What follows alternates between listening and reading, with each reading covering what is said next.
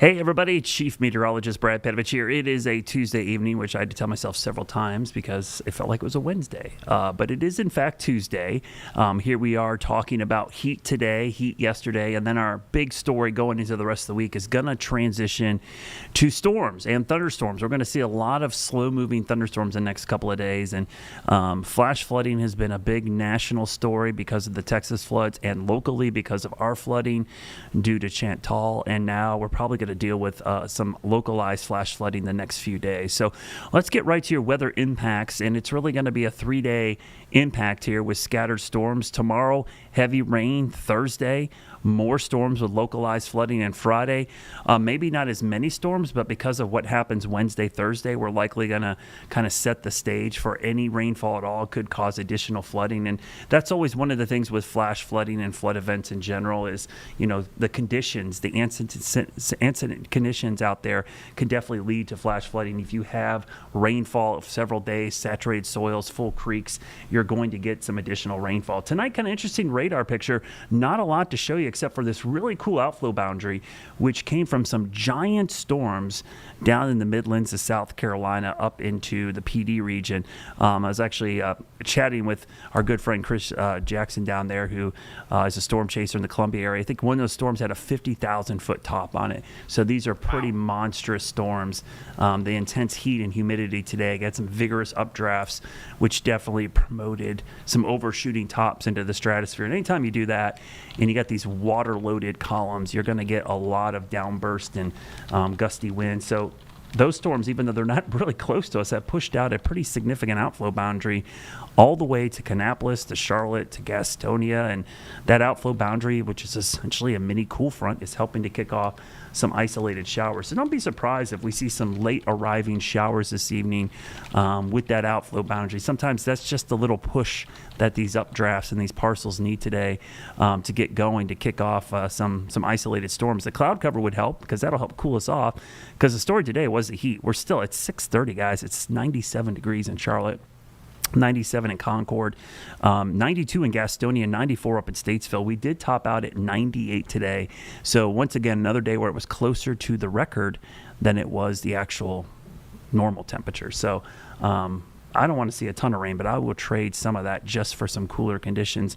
93 tomorrow, but the reason it's cooler is because we will have more clouds and showers around in the afternoon. Slow-moving storms. So part of the problem is we're going to have this deep tropical column of air tomorrow. Something we call precipitable water. You hear me talk a lot about this, how much moisture is in the lower part of the atmosphere, the troposphere. It's saturated tomorrow, over 2 inches precipitable water, and we have a stalled front and not good steering flow. So that's a bad combo for slow-moving, back-building kind of storms, which could tend to produce, some heavy rain. We're also going to have the potential, because of all that water loading and, the vigorous updrafts, we're going to have downburst potential tomorrow. So gusty winds and flooding become our biggest concern. The flood risk is going to outweigh the severe risk, but I don't want to downplay that, because the next 3 days we've got either a marginal to low risk of severe weather. If we go hour by hour, tonight we're pretty dry, just those isolated storm chances.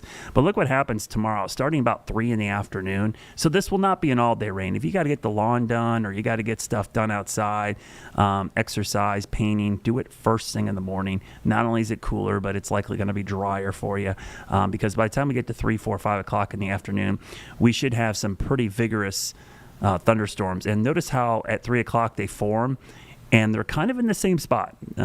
If this sets up over the I-85 corridor, which is our urban setting here, that's all of the impervious surfaces we have in Charlotte. So 1 to 3 inches of rain per hour over these kind of areas can cause flash flooding. So, and then also if they push east into the areas where we saw, the 10-inch plus rainfall amounts from Southern Pines up to Burlington in central North Carolina from Chantal, then we certainly could see additional flash flooding. And right now, Thursday doesn't look as widespread, but I kind of doubt that the short-range models are having a really good handle on where storms are going to bubble up.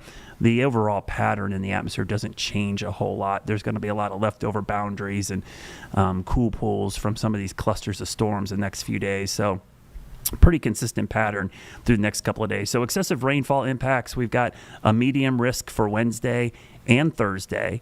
And even Friday, we're in the low risk. So we possibly could see 3 days of localized flooding. So here's the thing about this. We talked a lot about it. It's hard to pinpoint where the actual flooding will occur. We just know that the ingredients are there somewhere in the Piedmont of the Carolinas. So for the second day in a row, our 7-day rainfall forecast is like defaulting to something weird. That is not actually our rainfall forecast. I'm going to go to our 5-day forecast for rainfall. Hopefully it will plot a little bit better and show you that we're going to have some widespread heavy rain in our area. So there you go. That's a little better. You can see the areas in yellow are anywhere from 1 to 2 to 3 inches of rain in just the next 5 days.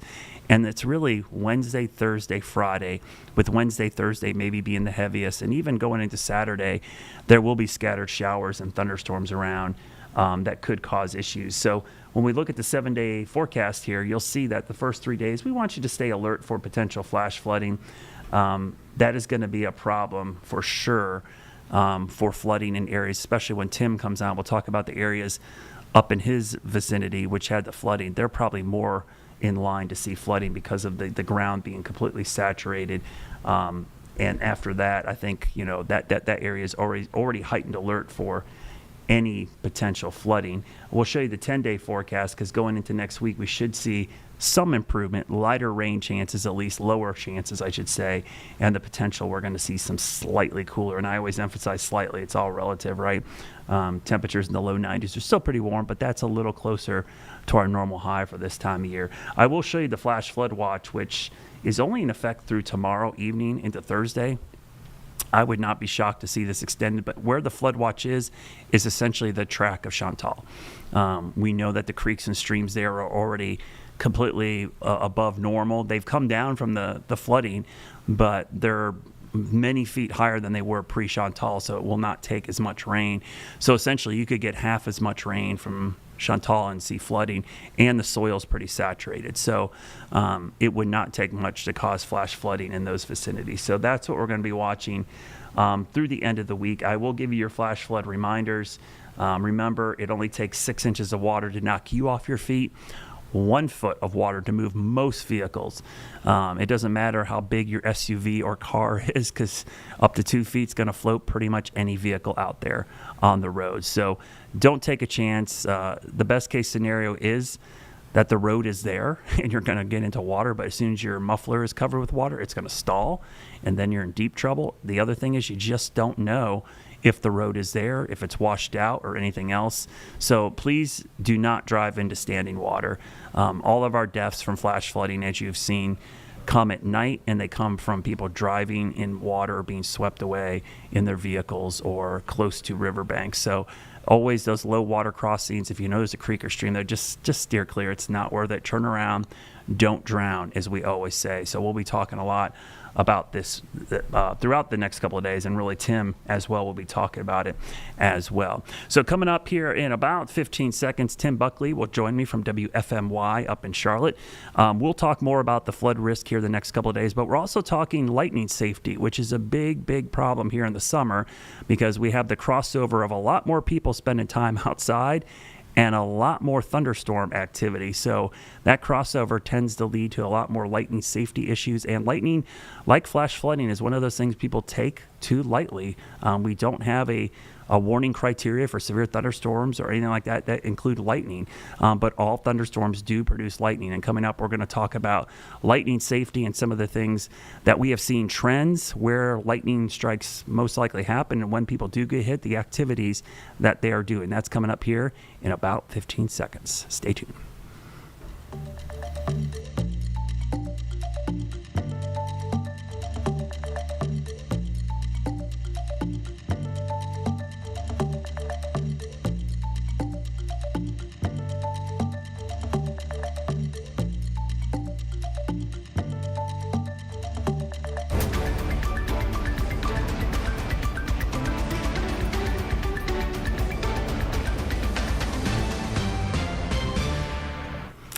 All right, welcome back. Well, Tim Buckley will join us. I swear I wasn't lying, but we lost his feed to Greensboro. We're hoping to get him back on there.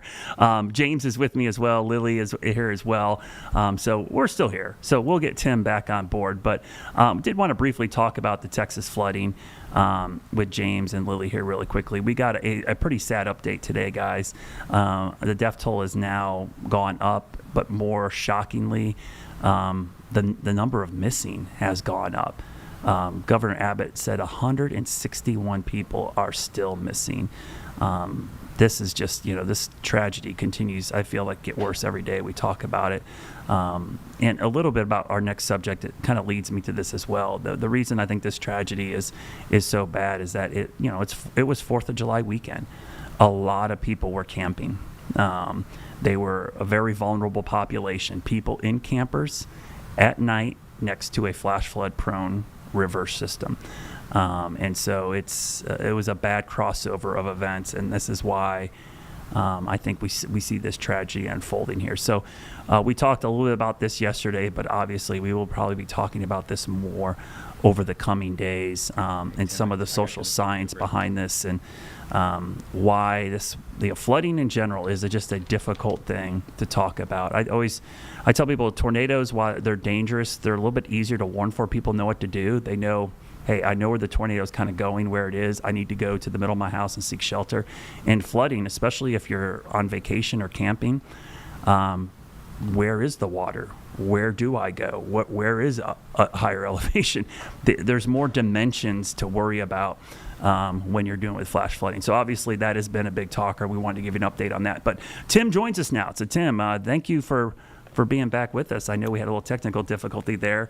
How are you doing up there, and what are your guys' thoughts on the flooding potential coming up this week? We talked about it in our local forecast, and I know that was a big talker for you as well. Yeah, it's definitely, sad to see all of these flood problems, Brad. The Texas thing is still unimaginable to me, just how bad that continues to be. But here locally, unfortunately, we are still learning of additional damage, additional problems, and some human life too. Just within our newscast at 6 o'clock, we learned about somebody that was found in their car in the Graham area. That's right next to Mebane, right there, one of those spots that got about 8 to 10 inches of rainfall. They were in a pond, so they probably got swept away and carried away and just didn't make it. So that does bring that death toll number for our Carolinas number. I think it's up to about 3 to 4 now. So just really, really sad and tragic. And so top of mind is, right, what's going to happen those next couple of afternoons. In a typical weather pattern, I don't think that this flood threat would stand out to us too much, but given the preconditions in those areas, we don't want any extra rain, let alone a 2 to 3 inch. You put up a good graphic earlier today showing what we call the flash flood guidance, which is, hey, how much would it take to flood in these areas? And for our area, it's as little as 2 to 3 inches, which typically isn't enough to cause a flash flood, but this time around, it's something we have to watch for. Yeah, and these summer storms, 1 to 2 inches in an hour is not really that out of the ordinary, but in this situation, it could cause some flooding. So yeah, flooding is going to be a big talker. But today we do have a guest that we want to bring on, Tim, and we talked a lot about this over the last couple of weeks, and I think there's some parallels with flash flooding because, lightning safety is something in the summer I think people just take for granted. And I want to bring in John Gencius. He's a meteorologist that works for the National Lightning Safety Council and a former National Weather Service meteorologist as well. I met John out at the American Meteorological Society conference. He gave a great presentation out there, and I want to welcome John to the show. Thank you for joining us, John. Well, thank you, Brad. Good evening, Tim. So, John, you do some interesting stuff. Your presentation focused a lot about, lightning strikes, the fatalities we occur. Talk a little bit about some of the trends that you have noticed over time with lightning strikes, in particular the fatalities that we see across the country. Well, the good news is that the number of fatalities has been decreasing over time. If we go back to the 1940s, we were seeing 300 to 400 people killed by lightning every year. In 2001, when we started our lightning safety awareness campaign, we were seeing on the order of about 55. And fortunately, that number has dropped to 20. So that's the good news. The bad news is we're still seeing a lot of people unnecessarily killed by lightning. And so, John, where is the number one activity that you see that people are being hit by? Like what? I mean, it's obviously outside, but what activity sticks out to you as the one where we're probably not penetrating the safety measures enough for? Well, there are a lot of activities that are associated with water that lead to lightning deaths. And in particular, the number one activity is fishing. Since 2006, we've seen 44 people that were out fishing that were killed by lightning. And we have to look at the various activities and try and figure out why it might be something like fishing. In the cases of fishing, people may be far away from safety. They may not be paying attention to the sky. They may be looking at the water. And that combination of not paying attention to the weather, along with the fact that you're some distance from safety, is one of the criteria that probably leads to a lot of lightning deaths. So fishing is number one, but if we look at other activities like beach activities where people maybe again a little distance from safety, they may be facing in the Carolinas, they're facing east and the storms may be coming from the west. The sound of the surf may be hiding the sound of thunder. So in that case, the thunderstorms may get close to them before they realize it. We have a very simple rule: when thunder roars, go indoors. You can hear thunder about 10 miles from a thunderstorm, and that's the distance that you can hear thunder. So even if you're hearing a distant rumble, you're already in danger of being struck by lightning. Yeah, that's a really good point. I feel like there's a ton of myths around lightning and lightning safety in general. Unfortunately, we had an incident that thankfully was not fatal. Actually, while I was at the conference with you, where we had 18 individuals struck by lightning on Lake Murray in South Carolina. What do you think are some of the biggest myths out there about lightning, and in particular lightning safety? I know we hear a lot about not taking a shower or being in the bathtub during a lightning storm. What are some of the ones that stick out to you that maybe are true or aren't true? Well, probably the biggest myth is that metal attracts lightning. Lightning comes down blindly from the sky. It is not attracted to anything, but metal will conduct lightning. So the important thing is not whether you're holding metal or not, but it's whether you're outside. And that is the most important thing, is that you have to get inside. Yes, while you were at the conference, we had a number of incidents where people were taking shelter under unsafe canopies, or in one case, it was a tiki hut. And they just simply should have gotten to a substantial building or a hard-topped metal vehicle. In the case you mentioned up at the lake, I don't think people were watching as closely to perhaps radar, or if they have a lightning app. Those are things that we recommend if you're going to be outside. And don't be fooled by a storm that's far away. Oftentimes people will see a storm in one direction or the other where you're getting billowing clouds. That's a sign that a thunderstorm is developing. And as I mentioned, that storm can produce lightning that strikes outward 10 miles. In your time of studying some of these strikes and especially the fatalities, what sticks out like is the oddest situation where somebody has been hit by lightning in a non-traditional way?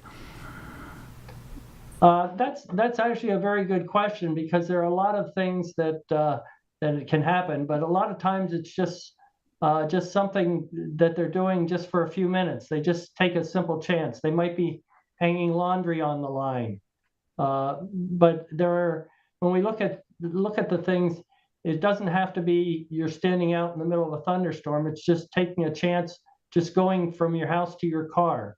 So all of those things contribute to the lightning fatalities. People going out for a walk, walking their dogs, just a lot of little things that contribute to all those fatalities. And since 2006, I've documented almost 500 fatalities now. Each one of those is a very sad case. When we talk about 500 fatalities, we're talking about probably 5,000 family members that were affected, families that were broken apart by that lightning strike. And that's only the ones that were killed. There are also all the people that have been struck and injured that are suffering lifelong debilitating injuries. So with all those people, we figure there are about 50,000 people since 2006 that have been impacted by lightning strikes. Yeah, I'm glad you brought that up because maybe one of the myths is that thinks that everybody that gets hit by lightning is going to be fatal. But as you mentioned, a lot of people get hit, they survive, but they have lifelong injuries. And in some cases, I have a friend who was hit. He's a firefighter working a forest fire in the mountains. One of those bolts from the blue, the lightning came from a storm that was on the other side of the mountain, which they could not see at the time. And he still suffers neurological impacts. Talk a little about that. What are some of the injuries that people typically receive from a lightning strike that do survive, but they still live with? Well, I'm glad you mentioned that, Brad, because a lot of people, we figure about only 1 in 10 people that are struck actually die from the lightning strike. So 9 out of 10 people survive. And the neurological problems, some of those are related to the lightning itself. And oftentimes when somebody is struck, their heart stops. So that limits the amount of oxygen to the brain. So the injury is due to oxygen deprivation to the brain, which can lead to all kinds of neurological and other problems related to the brain. So and they could be suffering pain throughout their lifetime. They could have trouble memory problems. There's just a host of things, but some of those persist for their entire life. And in some cases, they're incapacitated, which leaves them totally without income as well. Yeah. I think Tim has finally joined us on the line. Tim, did you have a question you wanted to ask John? Hey, John. Yeah, Tim Buckley here in Greensboro. I have a question about what should people do when they're out and about? We always tell them when thunder roars to go indoors, but to me, what gives me the most concern as a meteorologist is sometimes when it's that first bolt of lightning from a storm. Are there any ways that people can protect themselves from that if it's the first bolt? Or what would your tips for people be when they're outside with activities and that might happen? Well, if they're outside and they're involved in an activity, we do recommend watching the radar because the radar will clue you in on a developing thunderstorm. Mm-hmm. Also, keep an eye on the sky, watch for billowing clouds, and in some cases, especially if you're in an area where you can hear well, you may be hearing some crackling aloft, some in-cloud lightning prior to the time that you get the cloud to ground strike. But if you are outside and some lightning catches you by surprise, we want you to run as fast as you can to get to a safe place. And a safe place is a substantial building or a hard-topped metal vehicle. Yeah, it's really good advice. I don't know if you guys touched on this just a second ago, but there was such a bad lightning strike in South Carolina just a matter of a week or two ago with all of those people swimming in Lake Murray. Did you see that situation? And any tips on people who might be at the beaches or the swimming, or the same thing you just said, just to run as fast as you can if you're out when that happens? Well, certainly at the beach, we want people to be aware of their surroundings. And as with any outdoor activity, monitor radar and weather lightning apps if they're available. But keep an eye on the sky, not just in front of you. People at the beach tend to be looking out at the water to the east. They're not looking to the west. And they may be able to see some darkening skies or some billowing clouds headed their way. So it's always a good idea to keep an eye on the sky all around you. And then as soon as you start to see any indication of either a developing or approaching storm, to head to safety right away. Hey, John, I have a question for you. Obviously lightning safety has become a forefront. I think we're doing a pretty good job. I do a lot of support for outdoor venues. A lot of them do a great job. What do you have to say about research going forward? What do you think is the frontier for either lightning detection or lightning research in the coming years that might even give us a better understanding of predictive measures of, like Tim mentioned, pre-lightning forecasting? I look at a lot of some of the GOES data, but what do you think is out there that's going to allow us to maybe predict lightning before even the first strike happens? Well, I do think what you've mentioned is some of the data that's coming in now from the satellites. Some of the detail that we're seeing in the various fields that are available from the satellites, some of the computer modeling where you're able to start, predict when a thunderstorm may start producing lightning. But really, when it comes down to it, we're never going to be able to predict exactly where and when that first lightning strike is going to occur. And it really is a person's behavior that's going to determine how safe they're going to be. So going forward, I think we will be getting better at being able to predict lightning and when it's going to start, but exactly where it's going to strike and when it's going to strike that area is going to be very, very hard to predict in the future. Yeah. One more question for you, and I'll let Tim finish up with the last one here. But what about some of these devices you see out there, lightning deterrents, lightning rods? There's a lot of companies. Some of them look, as a meteorologist, sometimes I cringe at them. Are there a lot of false, preventative measures out there that people sometimes over-rely on? Well, we recommend using a national detection network for detecting lightning.